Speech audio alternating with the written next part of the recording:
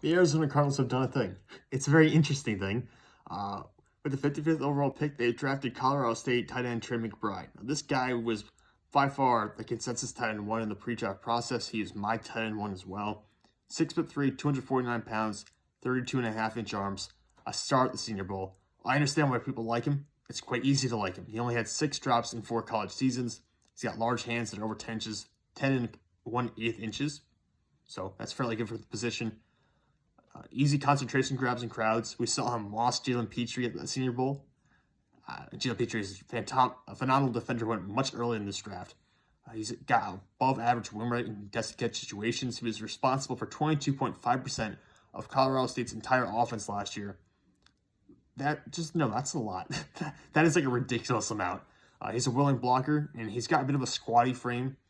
When I say squat, it just means, how do I say it? A little bit low cut in the legs. That said, he's got a pretty low natural center of gravity, so he's actually pretty balanced in those situations, and it helps him out as a blocker, as opposed to these guys who are like 6'7", 6'6" tight ends who lose the natural leverage battle. That doesn't happen with McBride. He usually wins those battles.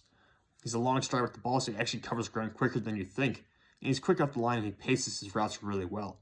This past year, 90 receptions for 1,121 yards, just 1 touchdown though, which is a little concerning. But that said, I'm pretty sure he's facing double teams consistently in the red zone because he was Colorado State's only real threat on offense. He had 8 penalties this past year. That's a little concerning.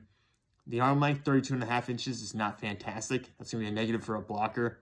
And he still needs to work on his blocking technique. That said, he's a really good prospect and one of my favorite prospects in this draft. I just don't know what the Cardinals are planning. So they recently brought back Zach Ertz. They already have Max Williams on the roster. So I'm not sure where he fits in yet right now in terms of what the Cardinals are going to do with him. But he's a very good player who I look forward to watching this year.